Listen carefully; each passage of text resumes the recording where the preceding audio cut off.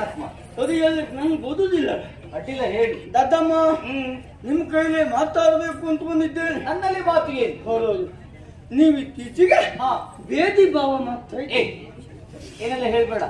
ಬೇದಿ ಭಾವ ಮಾಡ್ತಾ ಇದ್ದೀರಿ. ಭೇದ ಭಾವ ಹೌದು, ಮಾಡಲಿಕ್ಕೆ ಉಂಟೇನು? ನಿಮ್ ಕೈಲಿ ಕೇಳ್ತೇನೆ, ಹಾ, ನಿಮ್ಮ ಗಂಡನಿಗೆ ಎಷ್ಟು ಜನ ಮಕ್ಕಳು? ಇಬ್ಬರು ಗಂಡು ಮಕ್ಕಳು. ನಿಮ್ಗೆ ಎಷ್ಟು ಜನ ಮಕ್ಕಳು? ಒಬ್ಬನೇ ಮಗ ಹೇಮಸಾಗರ. ಅವನಿಗಾದ್ರೆ ಗುರುಮತಕ್ಕೆ ಕಲಿಸಿ ವಿದ್ಯಾಭ್ಯಾಸ ಕೊಡ್ಸಿರಿ, ಹಾ, ನಂಗೆ ಕೊಡ್ಸಿರಾ? ಪುಣ್ಯಾತ್ಮ, ನಿನ್ನಣ್ಣ ಹೇಮಸಾಗರ ಜೊತೆಯಲ್ಲಿ ನಿನಗೂ ಗುರುಮಠಕ್ಕೆ ಕಳಿಸಿಕೊಡಲಿಲ್ಲವೇನೋ? ಹೋಗಿದೆ. 4 ದಿನಕ್ಕೆ ಓಡಿ ಬಂದರೆ ನಾನು ಹೊಣೆಗಾರಳ? ಅದೆಲ್ಲ ದೊಡ್ಡಮ್ಮ, ಗುರುಮತಕ್ಕೆ ಹೋದಾಗ ಗುರುಗಳು ಹೇಳುವುದೇನು? ಏನ್? ನಾನು ಪಾಠ